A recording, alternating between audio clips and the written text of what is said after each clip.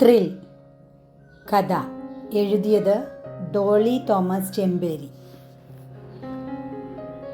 വിവാഹത്തിന് മുന്നേയുള്ള ത്രിൽ ആസ്വദിക്കാൻ ശ്വേതയെയുമായി വൈശാഖ് ചുരം കയറുകയാണ്. കാറിൽ അതിമനോഹരമായ റൊമാൻറ്റിക് സോങ് സ്റ്റീരിയോയിൽ നിന്നും ഒഴുകി വരുന്നു. അതിൻ്റെ ഈരടികൾ വൈശാഖിൻ്റെ ചുണ്ടിലും തത്തിക്കളിക്കുന്നുണ്ട്. സമീപം പ്രണയം വഴിയുന്ന പുഞ്ചിരിയുമായി ശ്വേത അവനെ നോക്കിയിരിക്കുന്നു. എന്തിനാ വൈശാഖ് ഈ യാത്ര, അതും ഇത്ര ദൂരത്തേക്ക്? വേണം, അതല്ലടോ ഒരു ത്രിൽ. ഉവ്, ത്രിൽ തന്നെ. ഞാൻ ഒരു വിധത്തിലാണ് വീട്ടിൽ നിന്നും ചാടിയത്. അതും ഒരു ത്രില്ലല്ലടോ. പ്രണയപൂർവ്വം വൈശാഖ് ശ്വേതയുടെ കവിളിൽ നുള്ളി. ദേ, കാറിലിരുന്ന് അഭ്യാസം കാട്ടരുത്, താഴെ കൊക്കയാണ്, അവൾ പരിഭവിച്ചു. അവർ ലക്ഷ്യസ്ഥാനത്തെത്തി. കാട്ടിനുള്ളിൽ താമസിക്കാനായിരുന്നു അന്നവർ പ്ലാൻ ചെയ്തത്. അതിനായുള്ള ടെൻറ്റിൻ്റെ സാമഗ്രികളും മറ്റും കരുതിയിരിക്കുന്നത് ഡിക്കിയിൽ നിന്നെടുത്ത് കാട്ടിനുള്ളിലേക്ക് കയറി. ഒരു അരുവിയുടെ സമീപത്തെ പുൽപ്രദേശത്ത് ടെൻറ്റ് ഉറപ്പിച്ചു.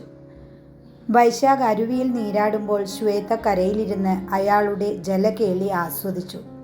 തിരിച്ചു വന്ന് ആവേശത്തോടെ ശ്വേതയുടെ മേൽ പടർന്നു കയറാനൊരുങ്ങിയ വൈശാഖ് നടുങ്ങി. അവിടെ ശ്വേതയ്ക്ക് പകരം നിഹാര, ചിഞ്ചു, ജൂബി, മിനി തുടങ്ങിയവരുടെ മുഖങ്ങൾ മാറി മാറി തെളിയുന്നു. ചിലർ ചിരിക്കുന്നു, ചിലർ കരയുന്നു. വൈശാഖ് നടുങ്ങി. നിമിഷങ്ങൾ കൊണ്ട് ആ മുഖങ്ങളെല്ലാം കൂടി കറുത്ത നായയുടേതുപോലെ രൂപാന്തരം പ്രാപിച്ചു. വൈശാഖ് ഞെട്ടി പിന്നോക്കമിരുന്നു. കോമ്പല്ലുകൾ പുറത്തുകാട്ടി ചോരയിറ്റുന്ന നാവും തീഗോളങ്ങൾ പോലുമുള്ള കണ്ണുമായി അത് വൈശാഖിൻ്റെ മേൽ ചാടി വീണു. അതിൻ്റെ കുര ഇടിമുഴക്കം പോലെ രാവിൻ്റെ നിശബ്ദതയെ കീറിമുറിച്ചുകൊണ്ട് അവിടെയെങ്ങും പ്രതിധ്വനിച്ചു. കാട്ടിനുള്ളിലെ മറ്റു ശബ്ദങ്ങളെല്ലാം നിലച്ചു. വൈശാഖ് കൂടാരത്തിൽ നിന്നും ഇറങ്ങിയോടി. മുന്നോട്ട് പോകാനാകാതെ 3-4 നായ്ക്കൾ ചുറ്റും നിന്നും വഴി തടഞ്ഞു. അവ വൈശാഖിൻ്റെ മേൽ ചാടി വീണു. അയ്യോ, ആ രക്ഷിക്കണേ! ആ നിലവിളിക്കുമേൽ നായകളുടെ കുര ഉയർന്നു. വൈശാഖിൻ്റെ ശരീരം അവ കടിച്ചു പറിച്ചു. അയാളുടെ നിലവിളി നേർത്തു വന്നു.